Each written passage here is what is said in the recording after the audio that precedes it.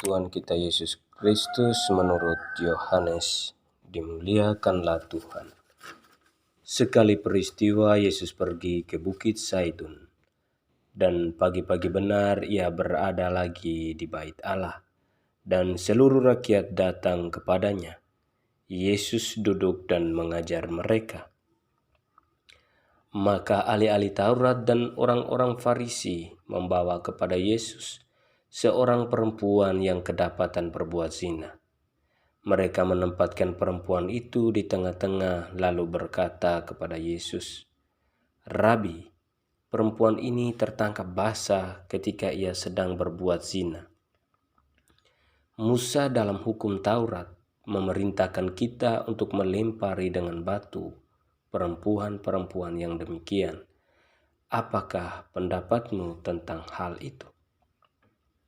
Mereka mengatakan hal itu untuk mencoba Yesus, supaya mereka memperoleh sesuatu untuk menyalahkannya. Tetapi Yesus membungkuk lalu menulis di tanah dengan jarinya. Dan ketika mereka terus-menerus bertanya kepadanya, ia pun bangkit berdiri lalu berkata kepada mereka, "Barang siapa di antara kamu tidak berdosa, hendaklah ia yang pertama melemparkan batu kepada perempuan itu." Lalu Yesus membungkuk pula dan menulis di tanah. Tetapi setelah mereka mendengar perkataan itu, pergilah mereka seorang demi seorang, mulai dari yang tertua. Akhirnya tinggallah Yesus seorang diri dengan perempuan itu yang tetap di tempatnya. Lalu Yesus bangkit berdiri dan berkata kepadanya, "Hai perempuan, di manakah mereka? Tidak adakah seorang yang menghukum engkau?" Jawabnya, "Tidak ada, Tuhan." Lalu kata Yesus, "Aku pun tidak menghukum engkau. Pergilah dan jangan berbuat dosa lagi mulai dari sekarang." Demikianlah Injil Tuhan. Terpujilah Kristus.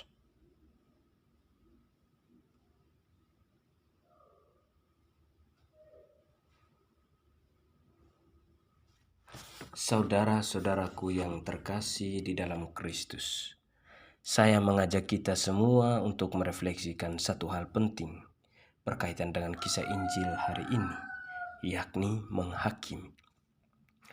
Pengalaman menghakimi orang lain ataupun dihakimi oleh orang lain mungkin pernah kita semua alami.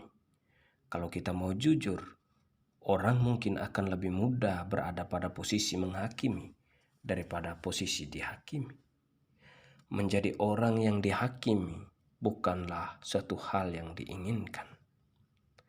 Hari ini kita dengar suatu kisah yang sangat menarik. Kisah seorang perempuan berzina dihakimi oleh orang Farisi. Kita tahu bahwa orang yang menjadi hakim dalam kasus ini adalah orang Farisi yang lebih banyak jumlahnya. Sedangkan orang yang dihakimi itu adalah perempuan berzina. Dia seorang diri. Di sini kita bisa melihat penderitaan yang dialami perempuan itu ketika ia sendiri menghadapi penghakiman banyak orang.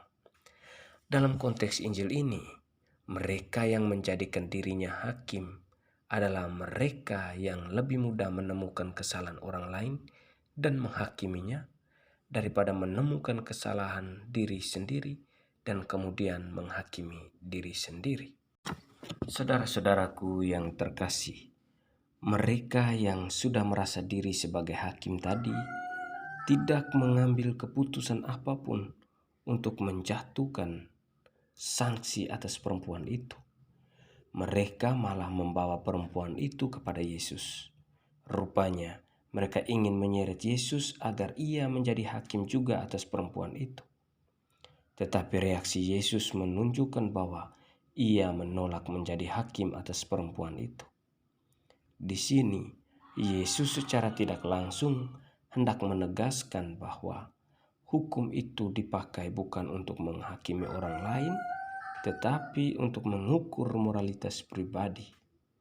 Yesus menghendaki agar hukum itu dihayati dalam hati masing-masing orang, sehingga hukum itu pada gilirannya menjadi hakim atas dirinya sendiri dan bukan menjadi senjata untuk menghancurkan orang lain.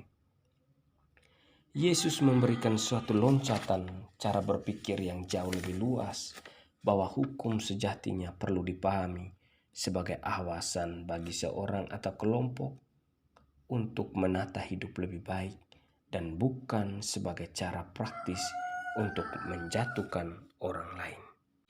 Saudara-saudaraku yang terkasih, sebagai manusia kita bisa saja menghakimi orang lain dengan alasan hukum ataupun aturan-aturan.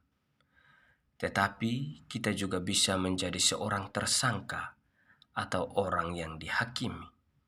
Suatu pertanyaan reflektif untuk kita. Sanggupkah kita menghadapi tuduhan-tuduhan dan penghakiman? Hari ini kita belajar dari Tuhan Yesus bahwa dengan tidak menjadi hakim atas kesalahan orang lain, kita tidak sedang menambah beban dan penderitaannya.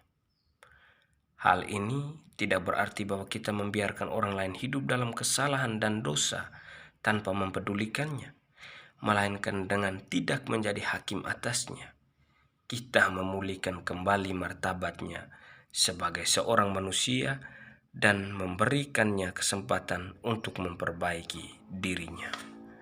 Amin. Semoga kita tidak menjadi hakim atas orang lain, tetapi kita menjadi hakim atas diri kita sendiri untuk melihat perbuatan-perbuatan kita yang baik dan yang buruk. Tuhan Yesus memberkati.